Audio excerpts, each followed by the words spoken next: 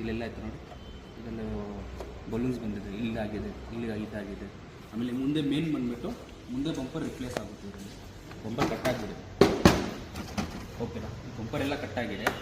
ಇದು grill change ಆಗುತ್ತೆ, ಇದು front grill, rear bumper front bumper grill replace ಇದೆ, ಓಕೆನಾ. ನೆಕ್ಸ್ಟ್ ಬಂದುಬಿಟ್ಟು ಈ ಕಂಡೀಷನ್ಸ್ ಅವ್ರು ಯಾಕೆ ಫೈನ್ ಮಾಡ್ತಾ ಇದ್ದಾರೆ ಅಂದರೆ ತುಂಬ ಕಡೆ ಪಾಯಿಂಟ್ ಅಲ್ಲಲ್ಲಿ ಇದ್ದಾಗ್ಬಿಟ್ಟಿದೆ.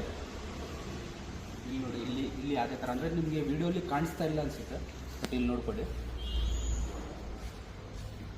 ಇಲ್ಲೆಲ್ಲ ಪೈಂಟ್ ಇದ್ದಾಗ್ಬಿಟ್ಟಿದೆ, ಇಲ್ಲಿ ನೋಡ್ಕೊಳ್ಳಿ. ಆಮೇಲೆ ಇಲ್ಲೂ ಒಂದು ಡೆಂಟ್ ಇದೆ, ಆಮೇಲೆ ಇಲ್ಲೂ ಸ್ವಲ್ಪ ಇದಿದೆ, ಇಲ್ಲೆಲ್ಲ ಪೈಂಟ್ ಡ್ಯಾಮೇಜ್ ಇದೆ.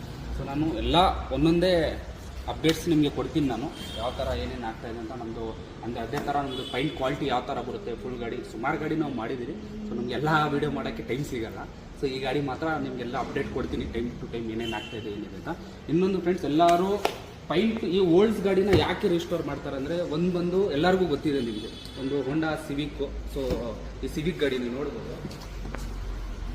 ಈ ಸಿವಿಕ್ ಇರಲಿ, ಇನ್ನೊಂದು ನಿಮ್ಮದು ಹೋಂಡಾ ಸಿಟಿ ಇರಲಿ, ಈ ಥರ ಗಾಡಿಗಳನ್ನ ಸುಮಾರು ಗಾಡಿಗಳನ್ನ ರಿಸ್ಟೋರ್ ಮಾಡಿಸ್ಕೊತಾರೆ. ಒಂದು ಕ್ರೈಸು, ಇನ್ನೊಂದು ಮೇನ್ ಪಾಯಿಂಟ್, ಜಾಸ್ತಿ ಜನ ಕೇಳ್ತಾರೆ ಯಾವುದಕ್ಕಪ್ಪ ಇದು ರಿಸ್ಟೋರ್ ಮಾಡೋ ಬದಲು ಹೊಸ ಗಾಡಿ ತೊಗೊಂಡ್ಬಿಡ್ಬೋದು ಅಂದರೆ ಅದೊಂಥರ. ಸೊ ಇದರಲ್ಲಿ ಮೇನ್ ಪಾಯಿಂಟ್ ಏನು ಗೊತ್ತಾ, ಮೇನ್ ಪಾಯಿಂಟ್ ಬಂದ್ಬಿಟ್ಟು ನಿಮಗೆ ಇದರಲ್ಲಿ ಬಿಲ್ಡ್ ಕ್ವಾಲಿಟಿ.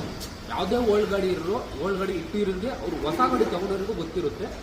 ಇದರಲ್ಲಿ ಬರೋ ಬಿಲ್ಡ್ ಕ್ವಾಲಿಟಿ ಬೇರೆ ಇದರಲ್ಲಿ ಬರೋಲ್ಲ. ಅಂದರೆ ಈ ನ್ಯೂ ಗಾಡಿಗಿಂತ ಕಂಪೇರಿಸನ್ ಈ ಗಾಡಿಗೆ ತುಂಬ ಬಿಲ್ಡ್ ಕ್ವಾಲಿಟಿ ಹೆವಿ ಇರುತ್ತೆ. ನೀವು ಎಷ್ಟು ಸರಿ ಬೇಕಾದ್ರೆ ಇದು ರಿಸ್ಟೋರ್ ಮಾಡಿಕೊಂಡು. ಇನ್ನೊಂದು ಮೇನ್ ಪಾಯಿಂಟ್ ಬಂದ್ಬಿಟ್ಟು ಇಲ್ಲಿ ತೋರಿಸಿ, ಈ ಗಾಡಿಗಳಲ್ಲಿ ಇಂಜಿನ್ ಪವರ್. ಸೊ ನೀವು ನೋಡಿ, ಈ ಇಂಜಿನ್ ಪವರ್ಸ್ ಇದೆ, ಇದು ನೋಡಿ 2007 ಮಾಡಲಿದೆ, ಓಕೆನಾ. ಆ ಇಂಜಿನ್ ಪವರ್ ಹೋಂಡಾ ಐವಿಟೆಕ್ ಇಂಜಿನ್ಸ್ ಇದು.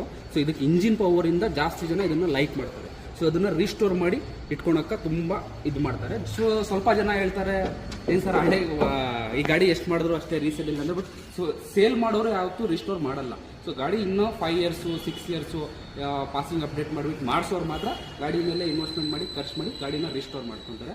ಓಕೆ ಫ್ರೆಂಡ್ಸ್, ಸೊ ಇವಾಗ ಇದರಲ್ಲಿ ಇದು ಏನೇನು ಯಾವ ಥರ ಅಂತ ಆಗುತ್ತೆ ಅಂತ ಎಲ್ಲ ನಿಮಗೆ ಅಪ್ಡೇಟ್ ಕೊಡ್ತೀನಿ.